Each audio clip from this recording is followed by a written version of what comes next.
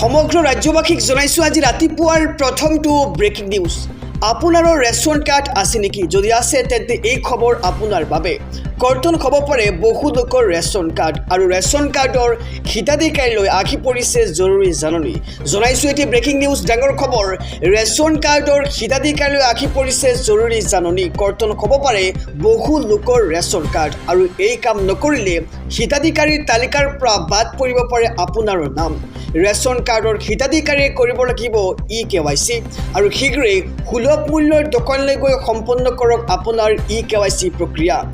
POS মেচিনৰ জৰিয়তে এই প্ৰক্ৰিয়া সম্পন্ন কৰিবলৈ আহ্বান প্ৰশাসনৰ ফালৰ পৰা।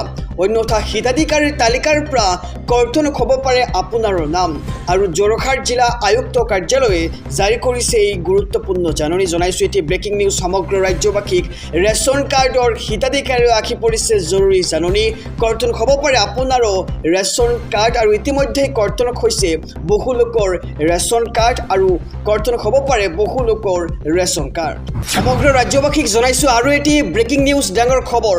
UCCয়ে অসমৰ মুছলমানক আঘাত দিছে। উচ্চতম ন্যায়ালয়ৰ দ্বাৰস্থ হৈছে এইবাৰ AIUDF। জনাইছোঁ এটি ব্ৰেকিং নিউজ, ডাঙৰ খবৰ। সমগ্ৰ ৰাজ্যবাসীক UCCক লৈ অসন্তুষ্ট অসমৰ মুছলমান। UCCয়ে অসমৰ মুছলমানৰ অন্তৰত আঘাত দিছে বুলি মন্তব্য কৰা হৈছে AIUDFৰ ফালৰ পৰা।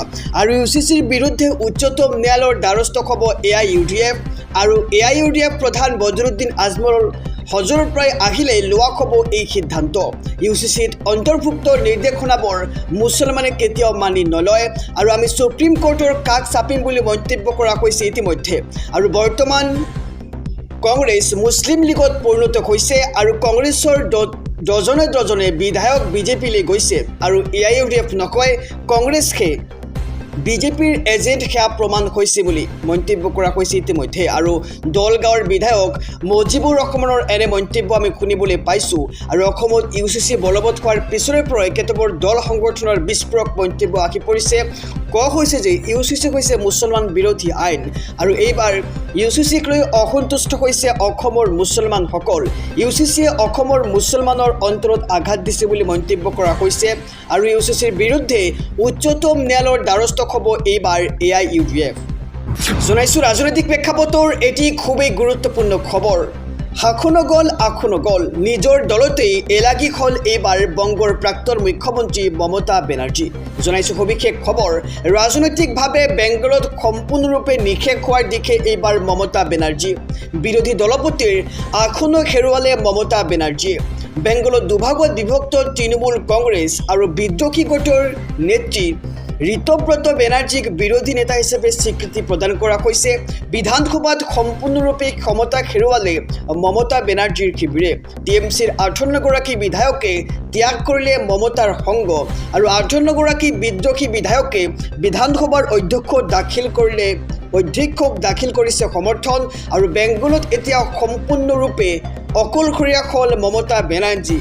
এটি ব্ৰেকিং নিউজ জনাইছোঁ ৰাজনৈতিক প্ৰেক্ষাপটৰ এইবাৰ ৰাজনৈতিকভাৱে বেংগলত সম্পূৰ্ণৰূপে নিশেষ হোৱাৰ দিশে মমতা বেনাৰ্জী।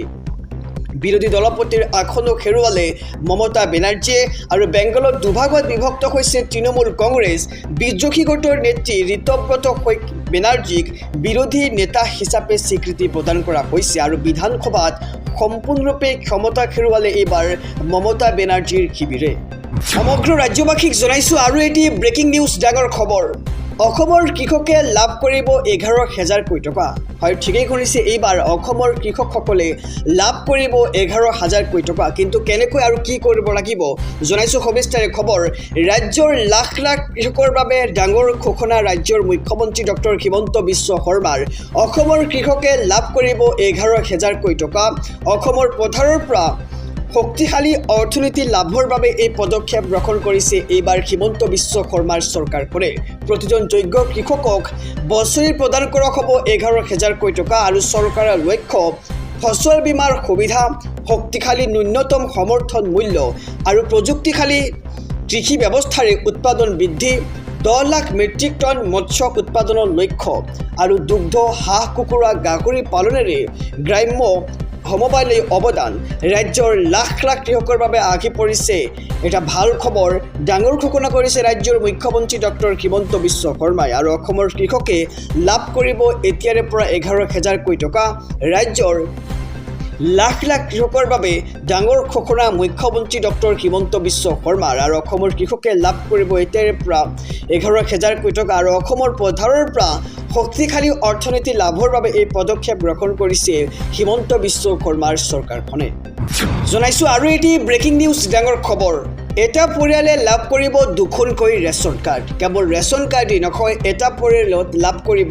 দুটাকৈ অৰুণোদয় আঁচনিৰ সুবিধা এই ঘোষণা কৰিছে ৰাজ্যৰ মুখ্যমন্ত্ৰী ডক্টৰ হিমন্ত বিশ্ব শৰ্মাই জনাইছো এটি ব্ৰেকিং নিউজ ডাঙৰ খবৰ ৰাজ্যৰ লাখ লাখ পৰিয়াললৈ ভাল খবৰ দিছে ৰাজ্যৰ মুখ্যমন্ত্ৰীগৰাকীয়ে ডাঙৰ পৰিয়াল থকা প্ৰতি ঘৰে পাব দুখনকৈ ৰেচন কাৰ্ড আৰু দুটাকৈ অৰুণোদয় আঁচনিৰ সুবিধা সম্পূৰ্ণ বিনামূলীয়া হ'ব ৰেচনৰ সামগ্ৰীৰ বাবে কোনো পৰিয়ালে এটকাও খৰচ কৰিব নালাগে আৰু এটকাও নিদিয়াকৈ লাভ কৰিব দাইল চেনি নিমখ আৰু মিঠাতেল ৰেচন কাৰ্ড আৰু অৰুণোদয় আঁচনিক লৈ নতুন ঘোষণা ৰাজ্যৰ মুখ্যমন্ত্ৰীগৰাকীৰ আৰু ডাঙৰ পৰিয়াল থকা প্ৰতি ঘৰে পাব দুখনকৈ ৰেচন কাৰ্ড আৰু পৰিয়ালত মহিলা অনুযায়ী প্ৰদান কৰা হ'ব অৰুণোদয় আৰু এটা ডাঙৰ পৰিয়ালে লাভ কৰিব পাৰিব দুটাকৈ অৰুণোদয় আৰু প্ৰতিখন আঁচনি আপডেট কৰিব এতিয়া ৰাজ্য চৰকাৰে 70 লাখ ৰেচন কাৰ্ড ধাৰক লৈ এই জৰুৰী খবৰ দিছে ৰাজ্যৰ মুখ্যমন্ত্ৰীগৰাকীয়ে আৰু ৰাজ্যৰ লাখ লাখ পৰিয়াললৈ ভাল খবৰ তথা ডাঙৰ খবৰ আহি পৰিছে ডাঙৰ পৰিয়াল থকা প্ৰতি ঘৰে পাব এতিয়াৰে পৰা দুখনকৈ ৰেচন কাৰ্ড আৰু দুটাকৈ অৰুণোদয় আঁচনিৰ সুবিধা